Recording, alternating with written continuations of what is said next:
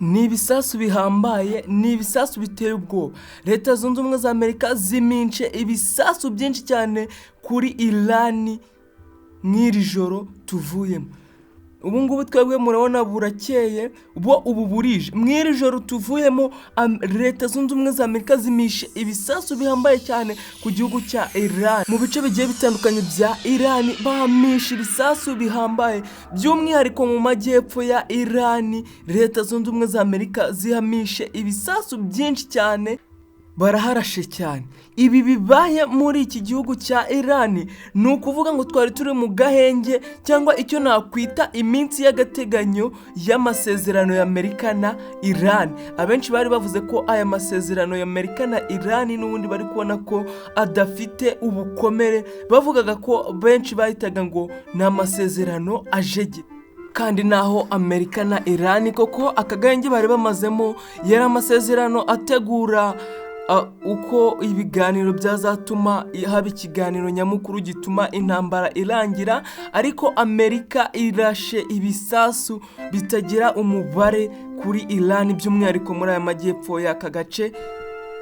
Ndetse wabonaga ko kubera aka gahenge bari barimo iki gihugu cya Irani muri ya minsi 7 bari barashyizeho yo kunamira umukuru wabo, cyangwa nakwita ni nk'icyunamo ngo n'ugusezera ku muyobozi mukuru wa Irani Khamenei.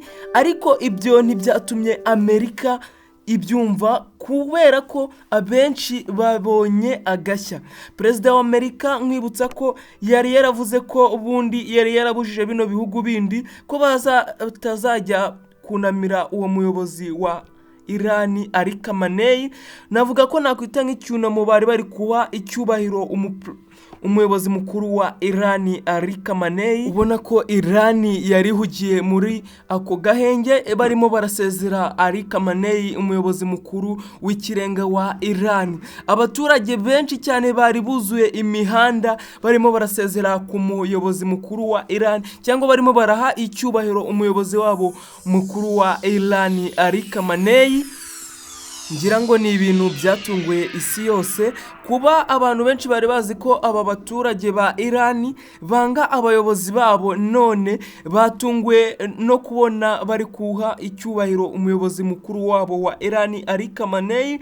Ndetse bituma isi yose ibona Irani ukundi, bahise bafata Irani nk'ikindi gihugu uko batagifataga, kubera ko bari bazi ko ubuyobozi buriho abaturage bariho batabushaka batanabwemera. Ariko batunguwe no kubona imihanda yose yuzuye abaturage baje guha icyubahiro uyu muyobozi mukuru wa Irani Khamenei. Ubona ko ari miliyoni n'amamiliyoni y'abaturage baje gushyingura cyangwa baje guherekeza umuyobozi mukuru w'ikirenga Khamenei. Ubona ko ari ibintu byatunguranye cyane, abaturage buzuye imihanda barimo bararira baje guherekeza umuyobozi mukuru wa Irani. Bikaba bimwe mu byakomeje kugenda bitungura isi yose, kubera ko benshi bari bazi ko aba bayobozi ba Irani abaturage batabakenera cyangwa bafata nk'abayobozi bayoboye neza, ahubwo bumvaga ko babafata nk'abantu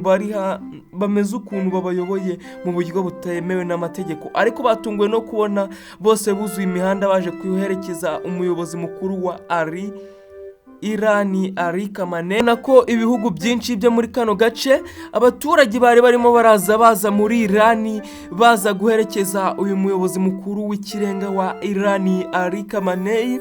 Binavugwa yuko perezida wa Amerika cyangwa Leta zunze ubumwe za Amerika ari we Donald Trump yari yarabujije biriya bihugu bindi ko hagira abaturage bajya guherekeza umuyobozi mukuru wa Iran ko byagaragara nabi.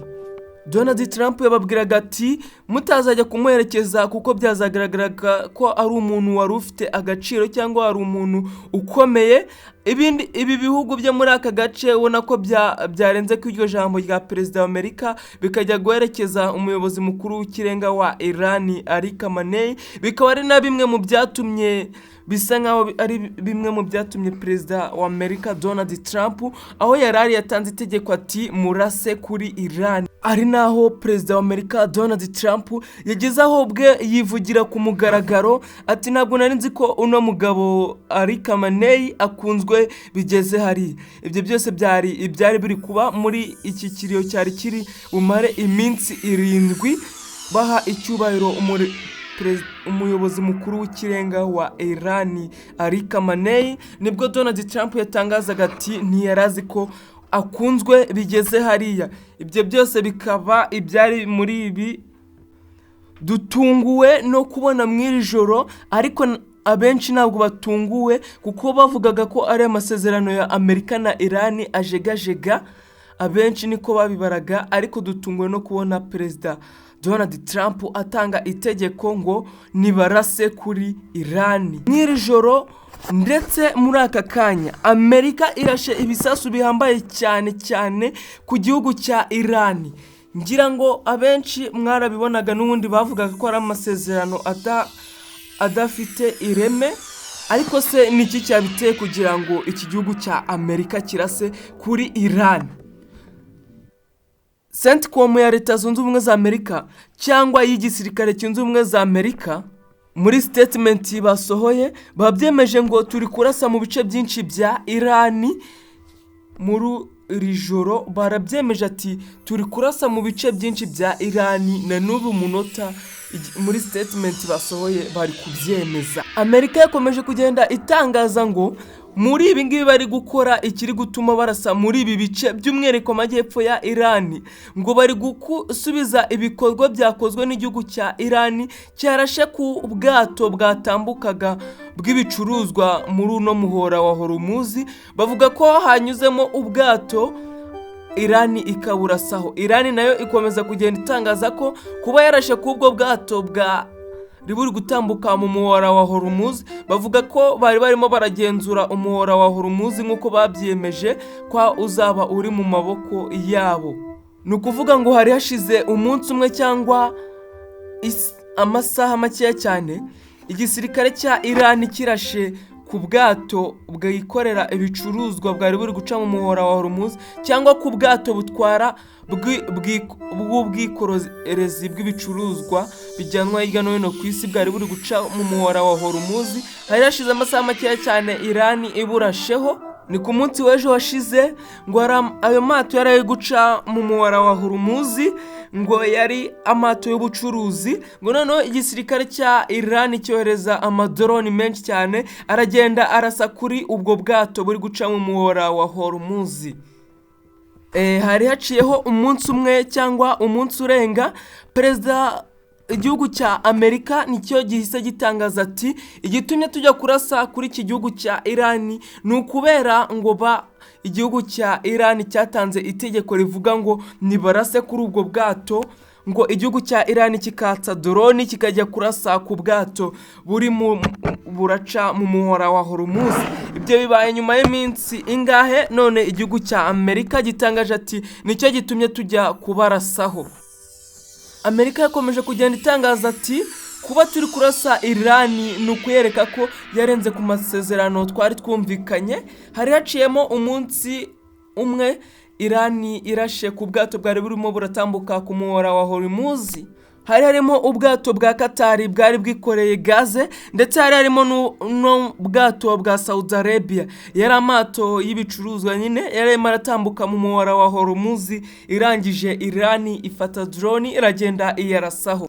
Ati rero twe nk'abanyamerika kuba Iran yaragiye kurasa kuri ayo mato yari guca mu muhora wa Hormuz, niyo mpamvu twe nk'abanyamerika twahagurutse tukajya kurasa kuri Irani. Ubona ko ari ibintu igisirikare cya Amerika kiri kwemeza neza muri statement kiri kugenda gisohora kidaca ku ruhande. Ni amakuru yaje kuba yemezwa na televiziyo ya Irani, avuga ngo habaye iturika cyangwa humvikanye iturika ryinshi, ngo harashweho nko ku kirwa cya Kashmir. Iki ni ikirwa gikomeye cyane cya Irani, kandi iyi barashe kuri iki kirwa cya Irani ni ahantu bashobora kuba bakoresha bacunga umuhora wa Hormuz. Ni ukuvuga ngo ni nk'uko waba uri ku musozi urimo urakontororamo hasi neza mu kibaya. Ni ukuvuga ngo ni ahantu hejuru cyane Irani yakoreshaga ikontorora umuhora wa Hormuz neza cyane. Kandi iyi televiziyo ya Irani yakomeje gutangaza ngo humvikanye iturika ryinshi ku hantu hagera kuri 7 muri iki gihugu cya Iran. Kandi ngo bakaba haharashwe n'ahitwa Silk Port. Ngira ngo ahantu ni ahantu h'ingenzi cyane, ni ahantu hejuru. Ubu umeze nk'uri kuri Silk Port, ubu umeze nk'uri kurebera umuhora wa Hormuz hasi neza cyane, ubona ko baba bari kukontorora fresh. None kuri iki ingiki ubu Amerika imaze kuharasa bikomeye. Ibyo ni byagiye bitangazwa na televiziyo ya Iran. Ni ahantu haba hitegeye, urumva ni ahantu ushobora gukoresha urinda cyangwa ucunga neza umutekano w'umuhora wa Hormuz ndetse n'ibitambukamo, ariko bityo Amerika yaharashe bikomeye.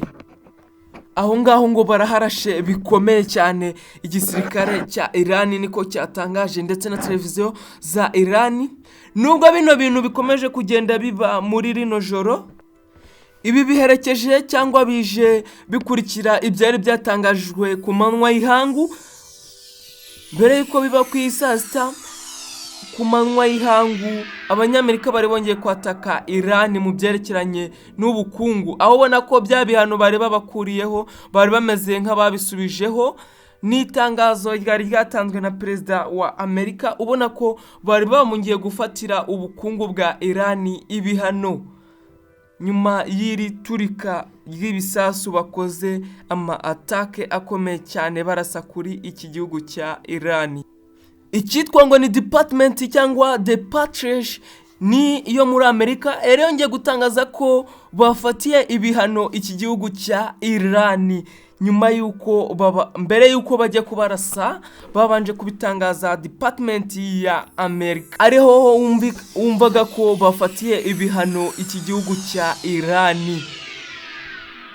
Ni ibihano bari barakuriyeho igihugu cya Irani ubwo Amerika yasinyaga amasezerano ndetse na Irani bari barayikuriyeho ibi bihano, ariko nyuma yaho Amerika yaje kongera department yo muri Amerika yari yatangaje ko bongeye kubifatira ibihano. Bagaragaza ko ibyo bihano babibafatiye ku karubanda, barabyegura ati Amerika ntiyemerewe Irani ntiyemerewe kuba yagurisha amavuta yayo. Ibi nibigiye biba nyuma yuko Irani yari imeze nkaho yasonewe, aho abanyamerika babibwiraga ati bya bihano twabafatiye twabikuyeho, ubu mwemerewe kuba mwacuruza amavuta yanyu mu bice bigiye bitandukanye hirya no hino ku isi. Ariko nyuma y'ibyo Irani yongeye gufatirwa ibyo bihano, ibyo bikaba byavuye muri department ya Amerika. Bivugwa ko itegeko ritanzwe ryo kugaba ibitero kuri iki gihugu cya Irani ni itegeko ritanzwe na perezida wa Amerika Donald Trump, aho yibereye mu gihugu cya Turkiya. We icyakoze atanze itegeko aravuga ati mugende murase kuri Irani. Muri make ni itegeko atanze yicaye Ankara, aravuga ati mwatake mutere Irani. Igisirikare nacyo nta kindi cyari gukora uretse kwatsa kikajya gutera Irani nk'uko umuyobozi wabo abivuze Donald Trump. Irani igiye gusubiza, umuvugizi wayo yasubije atemera ko Irani yigeze irasa kuri ayo mato yari ari guca mu muhora wa Hormuz, ahubwo we yagaragaje ko Irani nk'uko basinyanye amasezerano y'amahoro yo na Amerika bumvikanye ko umuhora wa Hormuz uzajya ukontororwa n'iki gihugu cya Irani. Ngira ngo ibyo nabyo murabizi, nabyo twabibabwiyeho. Ngira ngo yese asubiza avuga ati ibyo twakoze nabo twari turi kurasa ku mato ya Irani, twebwe twari turi gukontorora umuhora wa Hormuz nk'uko twabisinye mu masezerano amasezerano y'amahoro kugira ngo ugume mu biganza byacu. Twebwe ntabwo twayarasheho, ahubwo twakontorolaga umuhora wa Hormuz. Nicyo umuvugizi wa Irani asubiza. Muri make umuvugizi wa Irani ntiyabyemeye cyangwa ngo abihakane.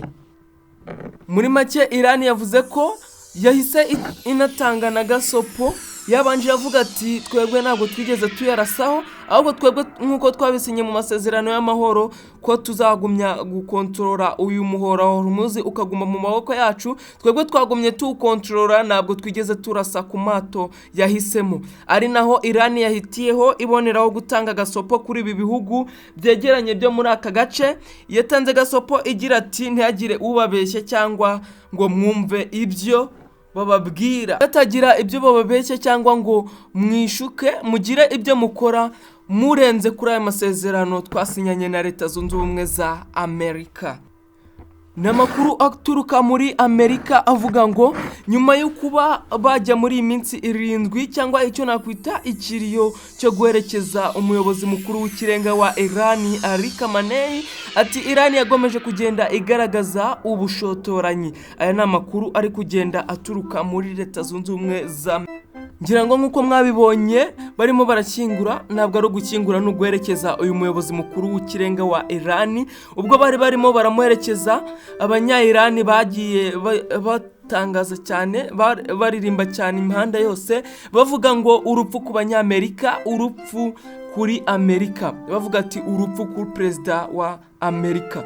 Ibi bikaba bivuga ko rero baboneyeho banatangaza ngo nimugire ubwoba ngo umuyobozi wacu ngo arishwe, ngo kandi umwishwe ngo nibagire ngo birangiriye ahangaha, ngo bazamuhorera. Mu buhe buryo rero kwarebwo ubona ko amadiskuru abayobozi ba Irani bakomeje kugenda batanga bari guherekeza uyu muyobozi w'ikirenga wa Irani, bakomeje kugenda bavuga ati ntabwo birangirira aha, ati wishe uyu muyobozi wacu turamuzi, ati natwe tuzamuhorera, ati tuzakora uko dushoboye kose kugira ngo tube twabona ubutabera kw'aba bayobozi banyu, nimubone tubashyinguye gutya. Bavuga ati rero nimubone tubashyinguye gutya ngo mugire ngo birarangiye, aba bayobozi tuzakora uko dushoboye bacu babone ubutabera, dukora uko dushoboye kose ngo tubibaryoze ababikoze, ubutabera bugomba gutangwa. Baririmba ngo urupfu ku banyamerika. Ubona ko harimo n'abagezeho bakajya batangaza ngo perezida wa Leta Zunze Ubumwe za Amerika Donald Trump ngo agomba kwicwa. Bagiye babivugira mu ruhame, niyo mpamvu uri kumva Amerika irimo iratangaza ngo Irani kuva yatangira iki gikorwa cyo guherekeza abayobozi babo bibirenga bakuru, ati yatangiranye ubushotoranyi niho biri guhera. Aho ubona ko bagiye banatangaza ko bamwe perezida wa Amerika agomba kwicwa, ariko ibyo ngibyo sinzi ngo bizagenda bite. Bavuga ati tugomba kuzakora uko dushoboye kose umuyobozi bacu bakabona ubutabera. Naho baheraga ko bavuga ko ngo ariho bahereye barasa ku mato y'ubucuruzi atatu yarari guca mu muhora wa Hormuz, ngo bahereye ku mato ya Saudi Arabia atwaraga gaze ndetse n'amato ya Qatar yarari guca mu muhora wa Hormuz n'ibindi, bagiye ngo bayarasaho ngo, ariko Amerika yatangaje ngo mu bushotoranyi batangiye gukora Irani niho yahereye irasa kwa ayo mato. Amerika yatangaje ko kandi kuba ayo mato Irani yarayarasheho ngo muri urwo rwego ngo muri iyi minsi ngo Irani imeze nkaho iri gushotorana cyane. Ibyo ni byagiye bitangazwa na Amerika rero ibyo ntiyabyihanganiye, ngo niyo mpamvu iri kubarasa cyane muri kano kanya. Hamaze kuraswa ibice byinshi cyane muri Irani bikomeye kandi bifite agaciro kuri iki gihugu cya Irani. Ububanyi n'abahanga bwa Irani bwatangaje ko ngo Amerika yayishe article ya 10 cyangwa yarenze ku ngingo ya 10 ivuga ko Irani itazongera gufatirwa ibihano ku mavuta yayo yacuruzwaga hirya no hino ku isi. Ngo ibi ni bimwe ngo mu byo Amerika yakomeje kugenda irengaho ngo muri article ya 10 mu masezerano basi. Irani yakomeje kugenda itangaza iti Amerika yishe amasezerano twasinyanye, ati ikomeje kurenga ku byo twumvikanye ifatira ibihano amavuta yacu ya Irani. Ari nako itangaza ati tugiye gukora uko dushoboye kose, dukore ibishoboka byose turinde inyungu z'igihugu cyacu, ko tutazigera twihanganira habe na gato Amerika yadufatiye ibihano ku mavuta yacu. Ivuga ko igiye gukora uko ishoboye ikarinda umutekano w'igihugu cyayo ndetse ikarinda n'ubukungu bw'igihugu cyabo. Bati Amerika ibyikoze ni ibintu bikomeye cyane, ni ikintu kigaragaza ko Amerika atari ati ibyikoze ifatira ibihano amavuta, ati ibi bigaragaza ko Amerika atari yo kwizerwa. Ibi ni byinshi mu bigiye bitangazwa n'igihugu cya Irani nyuma y'amasezerano. Kura subscribe ukandi na like kuri video, mukanya ngaruke tuguha amakuru agezweho hirya no hino ku isi. Ndabakunda cyane, loud and clear. Ciao ciao.